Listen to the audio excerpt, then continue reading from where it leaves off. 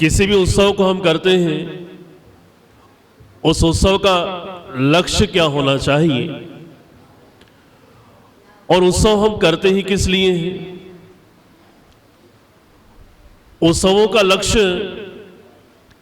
यह होता है कि इससे विद्या की वृद्धि हो, जिससे हम अपने जीवन को और भी अधिक धार्मिक, सदाचारी, संयमी और आध्यात्मिक क्षितिज पर ले जा पाने में सक्षम और सफल हो। इसी उद्देश्य के लिए हम इन उत्सवों का आयोजन करते हैं। ऋषि दयानंद ने 3 उद्देश्य हमें दिए हैं: व्यक्तिगत उन्नति, आत्मिक उन्नति और सामाजिक उन्नति। व्यक्ति से परिवार बनते हैं, परिवार से समाज बनते हैं।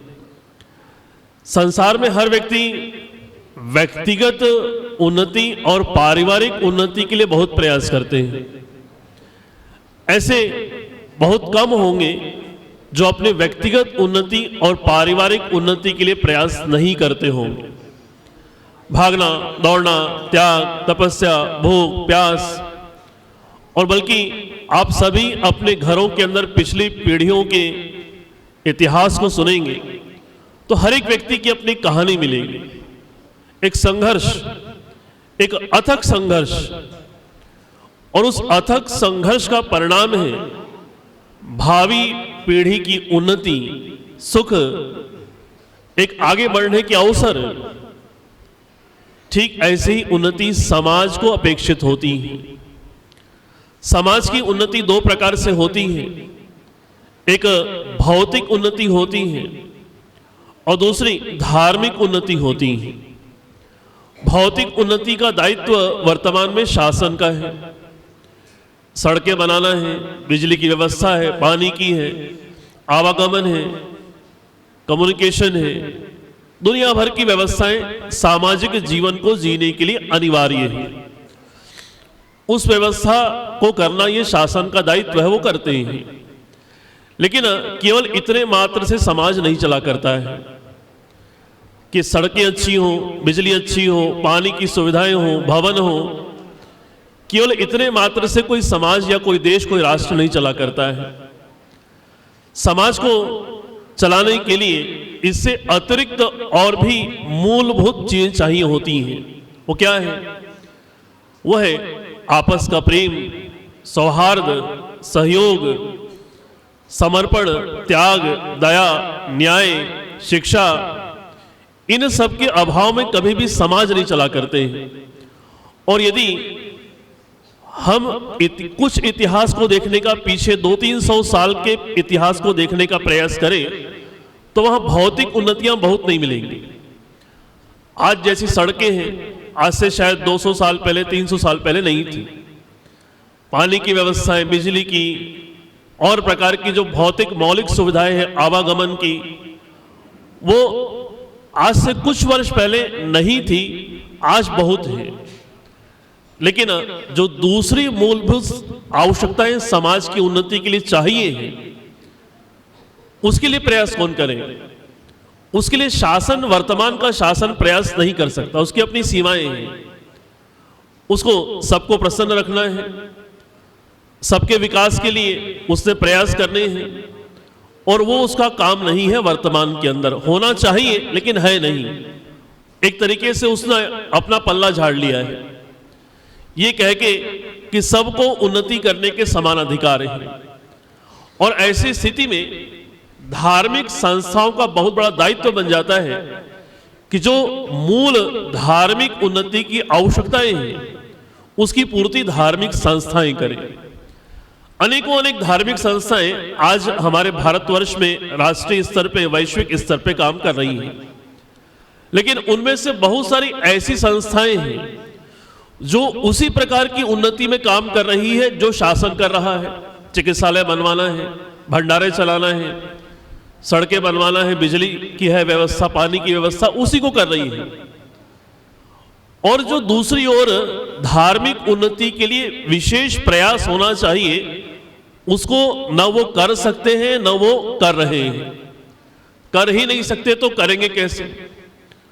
और उस उन्नति को कि समाज में ईश्वर की सही जानकारी हो, जो प्रकृति के स्वरूप को समझाना हो, धर्म को, कर्म फल को, जीवन शैली को, दिनचर्या को, खान पान को, दया को, प्रेम को, परिवार को कैसे चलाना है, संस्कार कैसे देने हैं, इन सारी विद्याओं को समाज को देना पड़ेगा। और देने में कोई समर्थ वर्तमान के अंदर है तो केवल मात्र आर्य समाज है। और ऐसी स्थिति में जहां धार्मिक उन्नति करने कराने में कोई सक्षम नहीं है, केवल हमारे पास में वो सामर्थ्य है और हम कर रहे हैं। ऐसा नहीं कि हम कर नहीं रहे हैं, हमें भ्रम में डाला गया और हमने उस भ्रांति को अपना भी लिया है।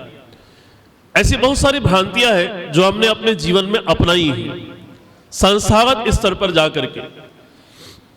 बहुत से लोग प्रश्न करते हैं, आर्य समाज क्या कर रहा है जी हुसैन? हमारा उत्तर क्या होता है? सिर झुका के कहेंगे क्या करें जी, कुछ नहीं कर रहा है। पहले करता था, अब कुछ नहीं कर रहा है। आपकी जानकारी गलत है, आपका ज्ञान अधूरा है। यदि आप ये जवाब दे रहे हैं कि कुछ नहीं कर रहा है तो आप आर्य समाज की गतिविधियों से परिचित नहीं है राष्ट्रीय स्तर पर। आर्य समाज के संस्थाएं, आर्य समाज के विद्वान, सन्यासी, गृहस्थी, प्रचारक ऐसा बहुत कार्य कर रहे हैं जिसको आप बड़ी आसानी के साथ में और गर्व के साथ में बता सकते हैं। आप अपने ही आर्य समाज को लें, इस प्रांगण को लें। इस आर्य समाज सेक्टर 14 के माध्यम से वो गतिविधियां संचालित हो रही है जो पूरे भारतवर्ष के अंदर कुछ ही समाज करते होंगे। गुरुकुल, एक गुरुकुल की स्थापना आर्य समाज में। जब मैं बाहर जाता हूं, पूछते क्या करते हैं, मैं कह रहा गुरुकुल चला रहा हूं। कहां? कह रहे आर्य समाज में। कहते आर्य समाज में गुरुकुल? एक आश्चर्य होता है लोगों को, और ये बहुत बड़ी बात है, ये कोई सामान्य साधारण बात नहीं है। और इस गुरुकुल से हमने दूसरे गुरुकुल बनाए, दूसरे से तीसरे बनाए, और ऐसी स्थिति रही, ईश्वर कृपा रही, आप लोगों का सहयोग रहा, हम आने वाले वर्षों में 10 गुरुकुल खड़े करेंगे। और गुरुकुल आर्य समाज की नींव है। गुरुकुल होंगे, जहां भी जिस नगर में गुरुकुल है वहां वैदिक धर्म की स्थापना, प्रचार करना बहुत आसान है। और ऐसे कार्य को हमें जानना चाहिए, बताना चाहिए, प्रचार करना चाहिए। हमें गर्व होना चाहिए इन चीजों के अंदर। ये उत्सव मनाया, कितना भव्य उत्सव मनाया, एक प्रेम का, सौहार्द का, त्याग का, समर्पण का एक वातावरण यहां पर रहा। आपने अनुभव किया हो चाहे नहीं किया हो। कल मैं देख रहा था, हमारे पास सीमित कमरे हैं लेकिन दिल बड़े हैं। प्रधान जी एक कमरे में रुके थे, रात्रि में दिल्ली से प्रवीण जी सब परिवार आए। प्रधान जी आराम से जाकर के हॉल में ब्रह्मचारियों के बीच में सो गए। एक त्याग है, एक समर्पण है। और सुबह 5 बजे जाकर मैंने पूछा प्रधान जी कैसे हैं, नींद आई? और बड़े हंसते हुए अपना काम कर रहे थे। ये आपस का जो प्रेम है, समर्पण है, त्याग है, यही तो उत्सव है, यही उत्सव हमें सिखाता है। और इस सौहार्द के वातावरण को हमने इन 7 दिनों के अंदर निर्मित किया, देखा है हमने, हर एक व्यक्ति के अंदर देखा, चाहे मंत्री जी हो, चाहे प्रधान जी हो, चाहे हर एक व्यक्ति हो, सदस्य हो, आर्यवीर हो, सेवक हो, हर व्यक्ति के अंदर हमने देखा।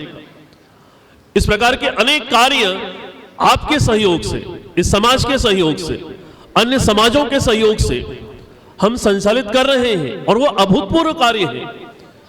पिछले 2 महीनों से हमने एक योजना पे काम करना शुरू किया, हर घर यज्ञ, घर घर यज्ञ, सर्वथा निशुल्क। केवल मात्र इन आर्यवीर, आर्यवीरांगनाओं या सामान्य किसी भी घर से हमारे पास फोन आता है, शनिवार रविवार को हम यज्ञ करते हैं कि हमें इतने बजे यहां पे फोन करना, ये एड्रेस है, हमें हवन करना है। हमारे पास 15 व्यक्तियों की, कार्यकर्ताओं की टीम है। फोन आते ही शनिवार रविवार को हम सब कुछ, उसमें हवन कुंड है, समिता है, सामग्री है, घी है, सब कुछ केवल उस घर से पानी लेते हैं आचमन के लिए। और पिछले 2 महीनों में लगभग 150 घरों में हमने निःशुल्क यज्ञ किए। कोई हमारे घर से पैसा तो आता नहीं है, कोई हमारे माँ बाप तो भेजते नहीं है। किसके सहयोग से हो रहा है? आपके सहयोग से। और उन 200-150 घरों में हम पहुंचे। हम साल भर में कितने घरों में पहुंच पाएंगे? ईश्वर कृपा रही, इन युवाओं का निर्माण हो रहा है। आज सबसे पहली शाखा आर्य समाज सेक्टर 14 से प्रारंभ हुई और आज वो शाखा जो सबसे पहले यहां प्रारंभ हुई थी, बढ़ते बढ़ते आज 14 शाखाएं जो पूरे भारतवर्ष में कहीं नहीं चल रही हैं, एक शहर के अंदर। आज लगभग 300 बच्चे, युवा कार्यकर्ता हमारे साथ जुड़े हैं और आप देखेंगे किसी भी आर्य समाज के किसी भी उत्सव में आपको ये आर्यवीर सेवा करते हुए मिलेंगे। आर्य समाजों ने अपने द्वार खोले, उनको सदस्य बनाया और उनको प्रतीक्षा रहती है हमारे कार्यक्रमों में आए। ऐसे कितने सारे कार्य आर्य समाजों के माध्यम से संचालित हो रहे हैं। जो लोग सोशल मीडिया के साथ में जुड़े हुए हैं वो लोग जानते हैं कितना काम हो रहा है, चाहे वो शिक्षा के क्षेत्र में हो, चाहे धर्म के प्रचार के क्षेत्र में हो, चाहे विद्यार्थी निर्माण में हो, चाहे वो आर्यवीर दल हो, चाहे वो यज्ञ हो, चाहे वो संध्या हो। हम कहीं पीछे नहीं हैं, बस हमें वो सम्मिलित कार्य दिखता नहीं है। इसलिए अपने आप पर भी गर्व करना सीखें। आर्य समाज में सबसे बड़ी कमी क्या है? आप पूरे इतिहास को देखेंगे, काम बहुत किया लेकिन कहीं पर उसका श्रेय नहीं लिया। मैं समझता हूं वो श्रेय लेना भी आवश्यक है, क्योंकि आप श्रेय नहीं लेंगे कोई और आके लेगा, और किसी और ने लिया। स्वतंत्रता में हमने बलिदान दिया, श्रेय किसी और ने लिया, उसका लाभ किसी और ने उठाया। मेहनत हमारी हो, लाभ कोई और उठाए, ऐसा भी नहीं करना चाहिए। हमारी मेहनत है, हम लाभ उठाएंगे, हम उसको लेकर के और आगे बढ़ेंगे, हम हमारे लिए अवसर पैदा करेंगे। तो इसलिए आज जो ये उत्सव मनाया, कविता जैन मान्या जी कह रही थी, जड़ें जमी हुई हैं। आज दिल्ली से माता उषा गिरधर जी आई, चुग जी आए, प्रवीण चावला जी आए, दूर दूर से लोग आए। जड़ें जमी हुई है, एक प्रेम है, एक स्नेह है, एक जुड़ाव है, एक लगन है, और यही तो वास्तव में उत्सव है। ये जो तो आदमी घर में भी कर लेगा। और देखिए, आज इस कार्यकारिणी को बहुत शुभकामनाएं मैं दूंगा कि आज अंतिम दिन ही नहीं, बीच बीच के दिनों में भी कभी 2 कुंड, कभी 3 कुंड यजमानों से भरे रहे। और आज 4-4 कुंडों पर यजमान बैठे, ये कोई सामान्य बात नहीं है, पुरुषार्थ है। सभी कार्यकारिणी ने पुरुषार्थ किया है, एक एक घर घर में संपर्क किया, बुलाया, व्यक्तियों को सम्मान दिया, तो आए हैं लोग। तो इसलिए अपने कार्यों को, अपनी सफलताओं को जानना चाहिए, उसको बताना चाहिए। लोग ढेले का काम करते नहीं, दुनिया भर में डिगडिगी बजाते रहते हैं। मंदिर में कोई जाएगा, क्या मिला जी आपको? कह रहे पूछो मत क्या मिल गया। क्या मिला? कह रहे मेरा घर बन गया, मेरी नौकरी लग गई, मेरा विवाह हो गया, मेरा संतान हो गया, सब कुछ मंदिर में जाने से ही हो गया। ढेले का काम करेंगे नहीं, डुगडुगी दुनिया की बजाएंगे। और हम 100 करोड़ का काम करेंगे, हम 100 रुपए का काम करेंगे, लेकिन क्या किया जी? क्या करें जी, कुछ नहीं कर रहे हैं। क्यों नहीं कर रहे? कर रहे हैं हमने प्रयास किया है, हमने धन खर्च किए, हमने समय लगाया, हमने योजनाएं बनाई है, हमने पुरुषार्थ किया है, हम सब ने प्रयास किया है। इसलिए अपने कार्यों को जानना चाहिए, बताना चाहिए, प्रचार करना चाहिए। और इसलिए ये प्रचार का युग है। इजराइल मिसाइल गिराए चाहे नहीं गिराए, वो दुनिया भर में प्रचार जरूर करेगा कि मैंने मिसाइल गिराई है। वो एक मनोवैज्ञानिक प्रभाव होता है, साइकोलॉजिकल इफेक्ट होता है, वो पैदा करना पड़ता है, करना चाहिए। इसलिए ये मत सोचिए कि हम कुछ कर नहीं रहे हैं, हम कर रहे हैं। 100 से अधिक देशों में देखा जाने वाला, सर्वाधिक लोकप्रिय और सबसे अधिक फॉलोअर्स के साथ पूरी दुनिया में आर्य समाज के विचारों का प्रचार करने वाला एकमात्र चैनल वैदिक प्रचार।